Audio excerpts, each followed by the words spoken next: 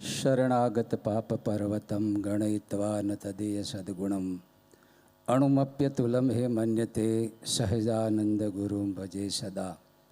इष्टदेव भगवान स्वामी नारायण, मर्यादा पुरुषोत्तम भगवान रामचंद्रजी प्रभु,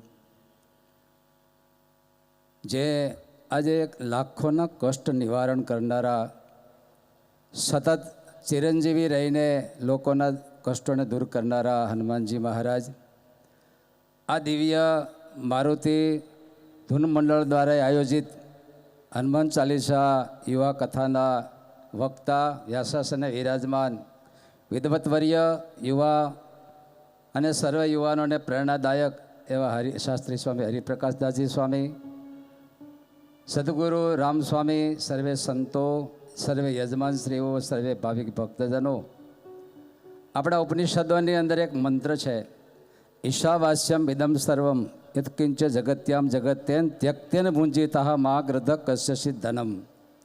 आखो विश्व ए भगवान थी आच्छादित है। सर्वमा कणे कण में मारो ठाकुरजी विराजमान है, भूत प्राणी मात्र ने अंदर विराजमान है। तो तू एकलो एकलो खाईने तारा एकलू जीवन नहीं जीवतो, पण ऋषि कहे तेन त्यक्तेन भुंजिता, तो बधाने कणी कणी को वेचीने तू खाजे तो एकलो सुखी नहीं रहतो। दरेकने तारा सुखનું વિભાજન કરીને દરેકને સુખી કરવાનો પ્રયાસ કરજે। ત્યારે મારુતિ ધૂન યુવા મંડળ આજે 10-10 વર્ષથી લગભગ મારે 1-2 વખત મંડળમાં સેવામાં જવાનું થયું હતું। ત્યારે વર્ષોથી આજે ભલે નાનકડી સેવાથી પ્રારંભ કર્યો, આજે પણ આજે આ હનુમાનજીની કથા દ્વારા મને લાગે છે હનુમાન છલાંગ મારી રહ્યા છે।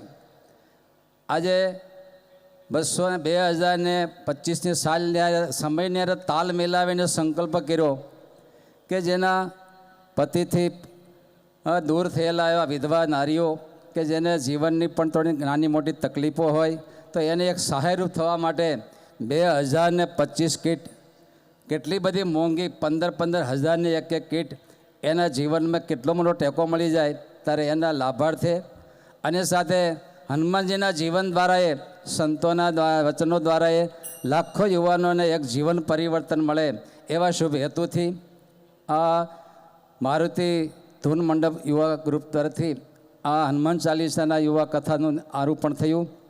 एमां अमारा शास्त्री स्वामी हरिप्रकाशदास स्वामी खाली हनुमानजीनी कथा करता नथी, हनुमानजीना दिव्य काम आ 8 वर्षनी अंदर एणे जे हनुमानजी महाराजनु दिव्य धाम सारंगपुर में जे कार्य कर्युं छे, आम तो अबाधित रीते गुजरात में पहलू एवं स्थान आपणुं सारंगपुर से, ज्यां 1100 उतारा अतिथि भुवनना उतारा रूम बनाव्या होय, एक साथे उतारा होय एवं पहलू आपणुं सारंगपुर धाम छे।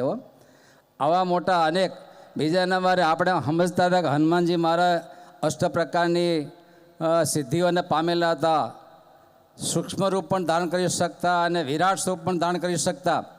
मंदिर में भले नानकड़ुं रूप होय पण विराट स्वरूपे पण त्यां विराजमान कर्या छे।